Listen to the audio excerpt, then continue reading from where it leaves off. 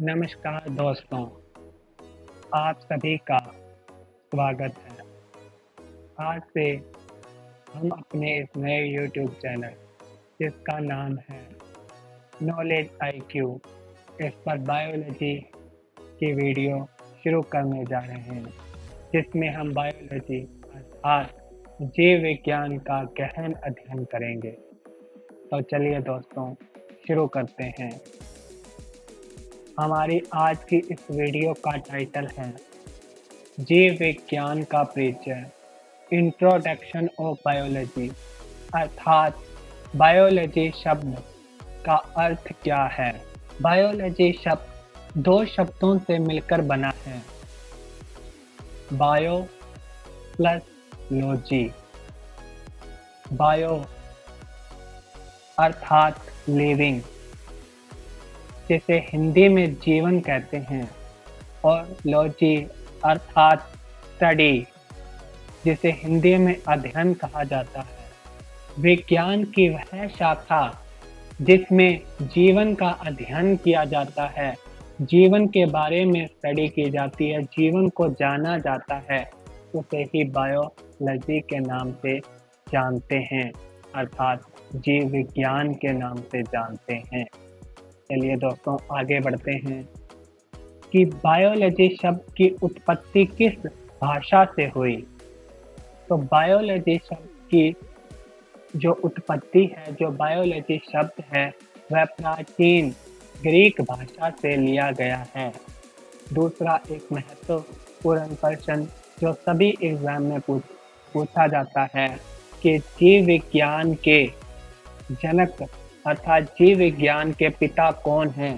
तो जीव विज्ञान के जनक माने जाते हैं, जिन्हें इंग्लिश में एरिस्टोटल के नाम से जाना जाता है। इन्हें ही जीव विज्ञान के जनक के रूप में माना जाता है। किंतु बायोलॉजी शब्द का प्रयोग सबसे पहले लैमार्क और ट्रिनिवेरस ने किया था। अर्थात तो जीव विज्ञान के जनक हैं वह अरस्तु माने जाते हैं, किंतु जीव विज्ञान बायोलॉजी शब्द का प्रयोग सबसे पहले लैमार्क और ट्रिनिवेरस ने किया था। अब हम देखते हैं कि बायोलॉजी की कितनी शाखाएं होती हैं, बायोलॉजी की कितनी ब्रांचेस होती हैं। तो बायोलॉजी की दो प्रमुख शाखाएं होती हैं, एक को जूलॉजी कहते हैं और दूसरी को बॉटनी के नाम से हम जानते हैं। जूलॉजी अर्थात जंतु विज्ञान। जूलॉजी दो शब्दों से मिलकर बना है, जू प्लस लॉजी, जिसमें जू का अर्थ है एनिमल अर्थात जंतु और लॉजी का अर्थ है स्टडी अध्ययन करना। अर्थात बायोलॉजी की एक ऐसी शाखा जिसमें हम विभिन्न जंतुओं का अध्ययन करते हैं, उसे हम जियोलॉजी के नाम से जानते हैं। बायोलॉजी की वह शाखा जिसमें विभिन्न प्रकार के जंतुओं का अध्ययन किया जाता है, जीव जंतुओं का अध्ययन किया जाता है, वह जियोलॉजी के नाम से जानी जाती है। जियोलॉजी के लिए सबसे पहले कार्य करने वाले भी अरस्तु ही थे। अरस्तु, जिन्हें बायोलॉजी का भी जनक माना जाता है और जियोलॉजी का भी जनक माना जाता है, इन्होंने ही सबसे पहले जियोलॉजी के ऊपर कार्य किया था। अरस्तु ने हिस्टोरिया एनिमेलिया के नाम से एक किताब लिखी थी। हिस्टोरिया एनिमेलिया, ये काफ़ी एग्जाम में पूछा जाता है कि हिस्टोरिया एनिमेलिया नामक किताब किसने लिखी थी। तो हिस्टोरिया एनिमेलिया नामक जो किताब है, उसके जो लेखक हैं वह एरिस्टोटल हैं, जिसमें इन्होंने लगभग 500 से 1000 विभिन्न प्रकार के जंतुओं का अध्ययन किया था। अरस्तु ने हिस्टोरिया एनिमेलिया के नाम से एक पुस्तक लिखी जिसमें उन्होंने 1000 तक के विभिन्न प्रकार के जंतुओं का अध्ययन किया। इन्होंने अपने अध्ययन में सबसे पहले मॉर्फोलॉजी एकारिकी को देखा, जिसका अर्थ होता है बाह्य संरचना का अध्ययन करना। मॉर्फोलॉजी, ये मॉर्फोलॉजी क्या होती है? मॉर्फोलॉजी का अर्थ यह है कि किसी जीव की बाहरी संरचना की वह बाहर से कैसा दिख रहा है, इस चीज का अध्ययन करना ही मॉर्फोलॉजी कहलाता है। मॉर्फोलॉजी जियोलॉजी के लिए भी प्रयोग किया जाता है और बॉटनी के लिए भी प्रयोग किया जाता है, अर्थात कोई जीव जंतु बाहर से किस प्रकार दिख रहा है, उसकी संरचना कैसी है, बाहरी संरचना कैसी है, इसी को ही मॉर्फोलॉजी के नाम से जाना जाता है। तो अरस्तु ने अपने अध्ययन के लिए मॉर्फोलॉजी का उपयोग किया। उन्होंने जीव जंतुओं के बाहरी संरचना को देखा कि विभिन्न प्रकार के जीव जंतु किस किस प्रकार के दिखते हैं। बायोलॉजी की जिस शाखा में बाहरी संरचना का अध्ययन किया जाता है उसे मॉर्फोलॉजी के नाम से जाना जाता है। इन्होंने अपने अध्ययन का जो दूसरा क्राइटेरिया रखा उसे एनाटॉमी के नाम से जाना जाता है। एनाटॉमी के नाम से जाना जाता है, जिसमें किसी जीव की आंतरिक संरचना का अध्ययन किया जाता है।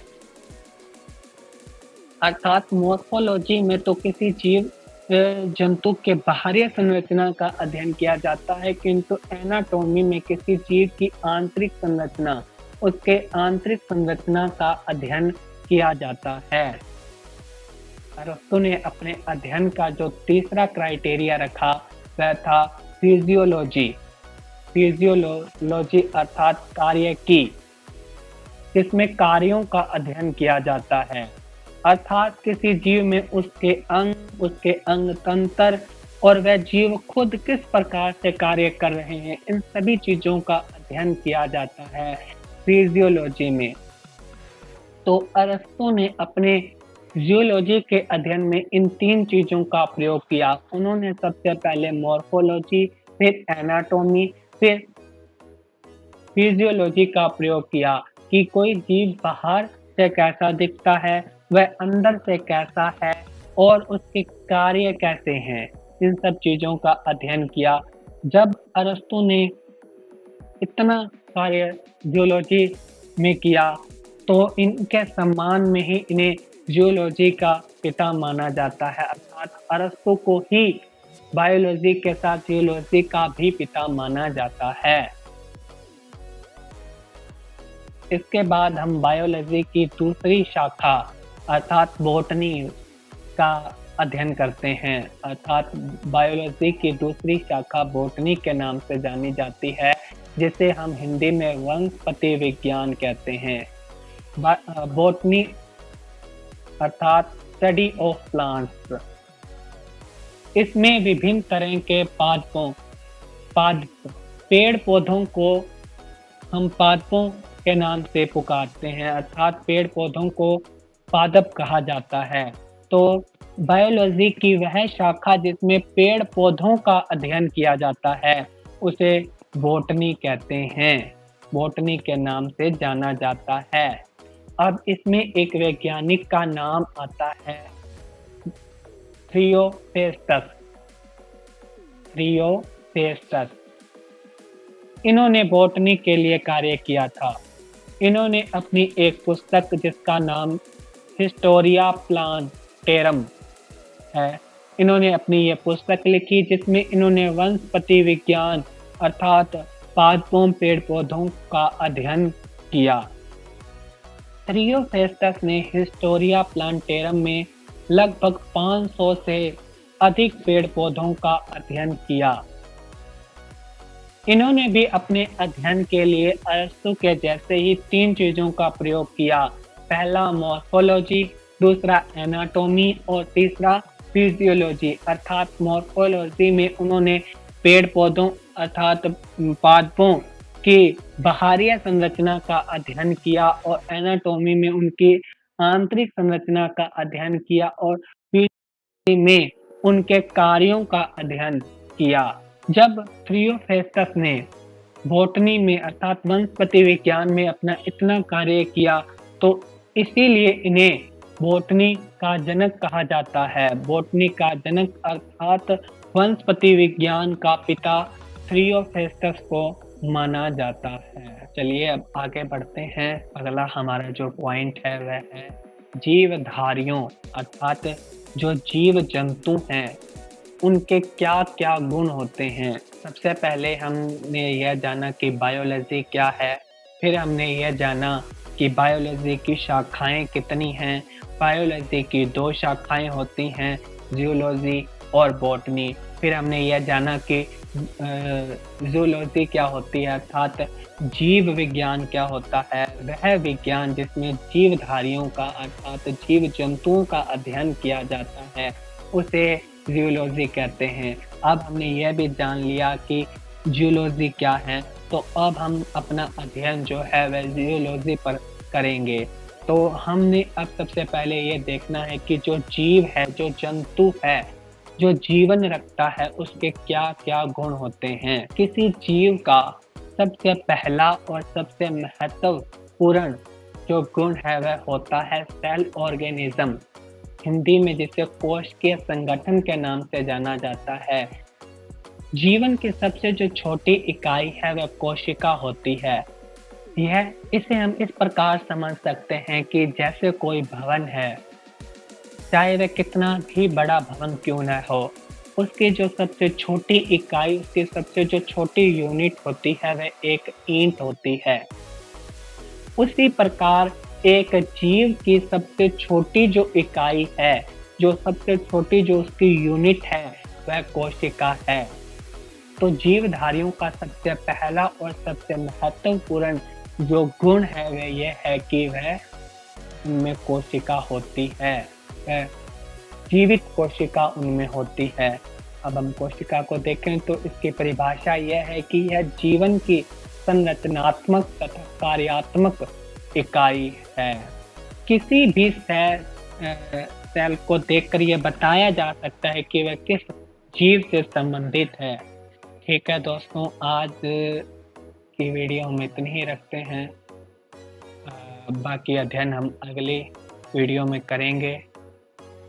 यह हमारे इस नए YouTube चैनल पर पहली वीडियो थी।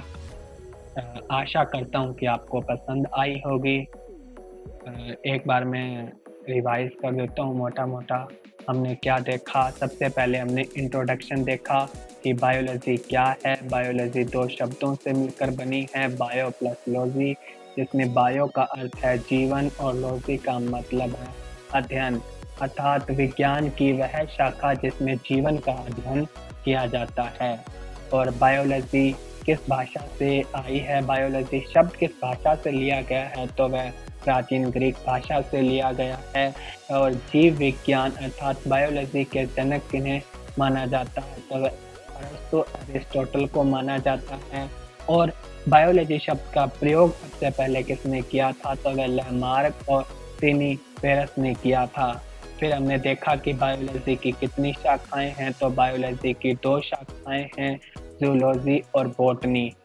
फिर हमने देखा कि जूलॉजी क्या है, तो जूलॉजी 2 शब्दों से मिलकर बनी है, जू प्लस लॉजी, जिसमें जू का अर्थ है एनिमल जंतु और लॉजी का अर्थ है अध्ययन, अर्थात बायोलॉजी की ऐसी शाखा जिसमें विभिन्न जंतुओं का अध्ययन किया जाता है उसे हम जूलॉजी के नाम से जानते हैं। और जूलॉजी के पिता किसे माना जाता है, तो वह भी एरिस्टोटल को ही माना जाता है। एरिस्टोटल की पुस्तक का नाम हिस्टोरिया एनिमिलिया है। इसमें इन्होंने 500 से 1000 विभिन्न प्रकार के जंतुओं का अध्ययन किया। इन्होंने अपने अध्ययन में मॉर्फोलॉजी, एनाटॉमी और फिजियोलॉजी का उपयोग किया। मॉर्फोलॉजी का अर्थ होता है किसी जीव जंतु के बाहरी संरचना का अध्ययन करना, और एनाटॉमी का अर्थ होता है उसकी आंतरिक संरचना का अध्ययन करना, और फिजियोलॉजी का अर्थ होता है उसके कार्यों का अध्ययन करना।